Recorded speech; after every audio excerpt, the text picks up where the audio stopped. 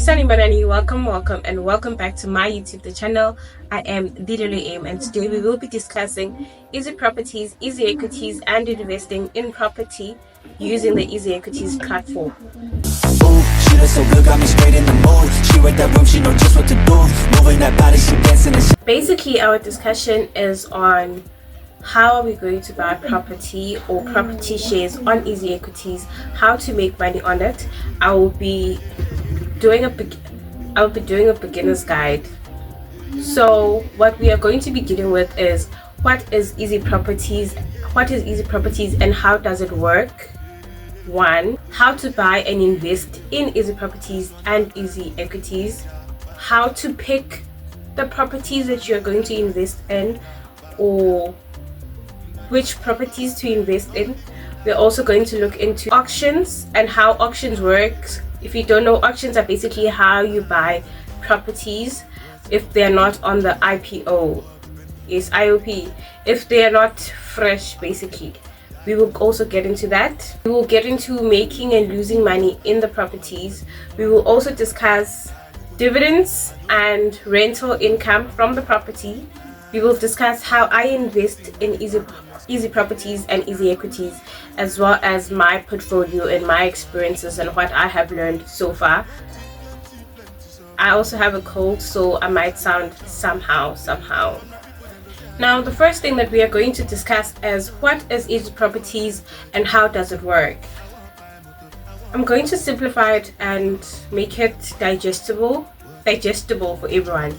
Basically, easy properties is a platform within the easy equities platform whereby you can invest in property and buy into it, get rental income, dividends, and invest for the long term.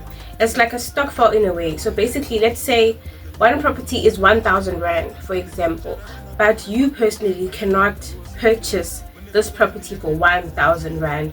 So different people will contribute however much they can contribute. So maybe one person will invest 1 Rand, another person 10 Rand, another person 500, another person 30 Rand, and so on and so forth until we reach this 1,000 Rand, and then the property is bought and you will own shares in the property. Now with my properties, I probably don't even own one brick. The amount of investment I have in it cannot even equal one brick. Okay, maybe I can equal one brick, but basically what I'm trying to say is that you don't have to put in hundreds of thousands or millions or however much. It's a beginner's guide. It's a starter pack to property investment. Now back to how it works and how you do it. Firstly, you have to have an easy equities account. So if you already have that, good for you. Basically, you can either put in money directly into your easy properties account, or you can transfer your funds from easy equities to your easy properties account. And then after that, when you do invest in the property, there's a thing that happens whereby it can be oversubscribed. Now what this means is that if they need 1 million Rand to buy the property, it might happen that people put in more money than they were supposed to put in a way. So maybe people invested to an amount of 1,200,000. So that 200,000 will be converted into percentage in a way whereby everyone, and I repeat, everyone will get shares in accordance to that, and then you will get change back. So maybe you will invest 500 Rand into the property, but then it will be 20% oversubscribed, meaning that they're 20% over the target. In that case, you'll get 20% of your money back, so that they only keep that 1 million that they needed to buy the property. It is also safe to mention that there are also discounts, like easy properties discounts on the initial price of the property, which you also save as an investor, because they're making a discount for us. So the price of the property, in my opinion, is undervalued than the initial price because of that discount. Exactly. I wrote this down in my journal, so if you see me looking down or looking to the side, it's my journal. So another thing you might want to ask is, how do you pick it and how do you invest in it? Basically, there is an IPO or IOP, yo, I should know this, like, but you know what? Let's keep rolling. Which means it's new properties that have never been invested in, and those properties you can just check them on the Easy Equities app. I will put screenshots somewhere here so that you can see what I'm talking about as I'm talking about it. But you can go there and you can find new properties, and if there are no new properties at the time, trust and believe that they will add properties as time goes by. They have been adding properties more and more and more and more frequently as of late, so good on that. And then you can check, just look at the spreadsheets if you're one of those people. Sometimes maybe you want to look at location. I look at location to see how useful the property is going to be. All the properties on Easy Properties are high-end properties.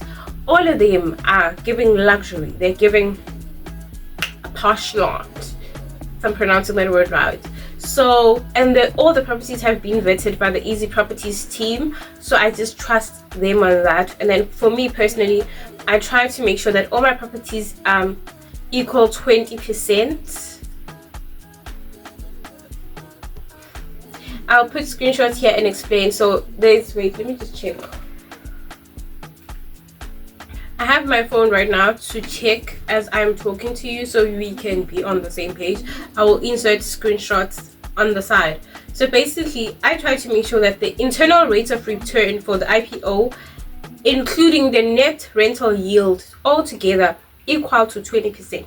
That is how I look for. So I'm going to show you an example of a property that equals 20%. I think it's better if I send screenshots. Right now on Easy Equities, as of 2024 May, we have Micropark.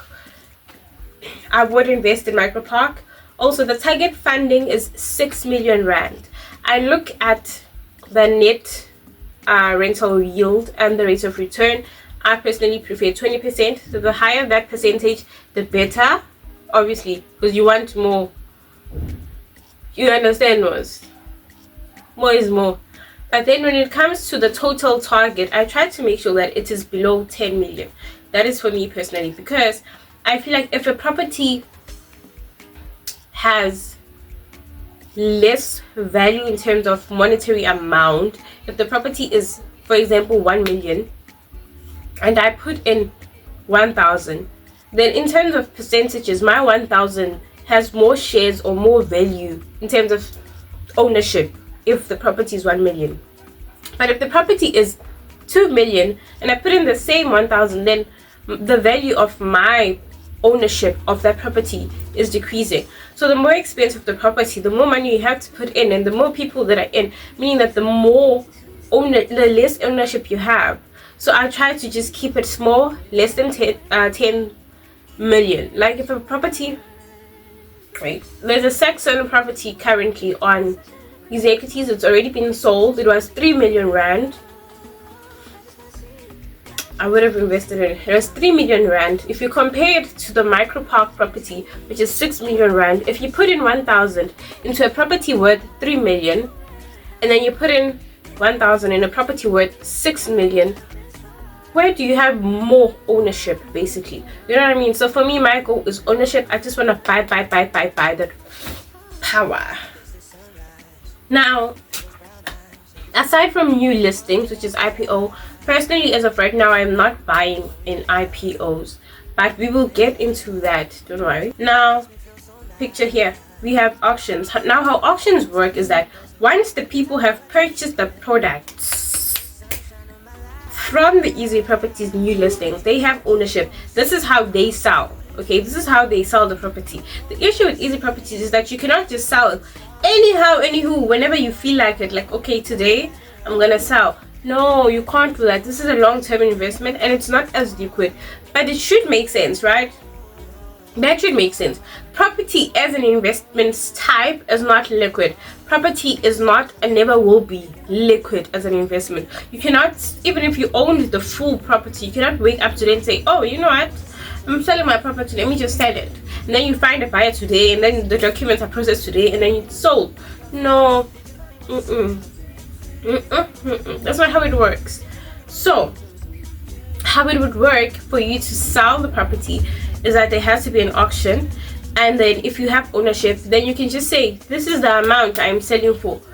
Okay, you name your own price. Now the problem here is that most people want to sell so badly, okay, they end up selling at a lower price than what they purchased for, so they end up losing money.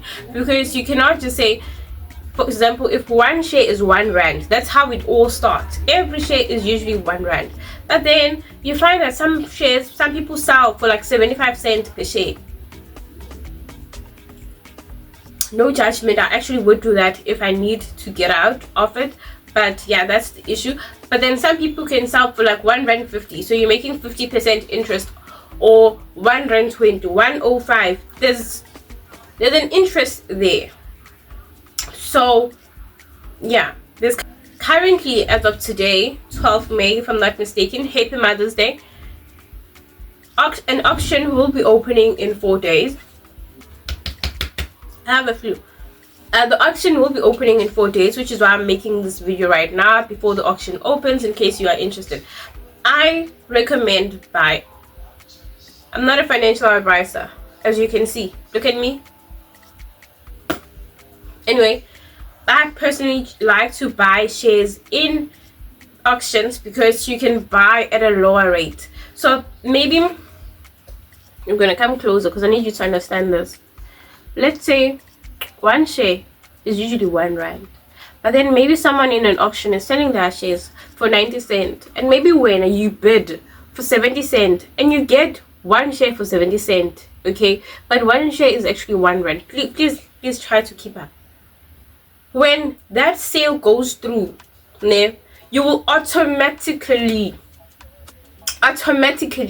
okay, get a 30% increase.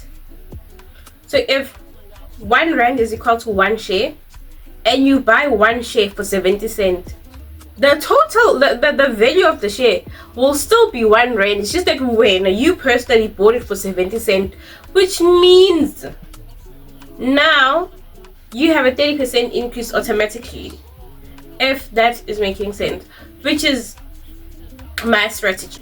That is usually the issue that people have with easy properties. The liquidity is not as liquid, and then struggling with the auctions. I feel like auctions should be their own separate video, like their own video on the side about auctions, how they work, this and the third. But as of right now, let's continue. Like any other investment, you make money during dividends. Dividends are rental yield as well as property valuation going up. So you lose money by selling at a lower price.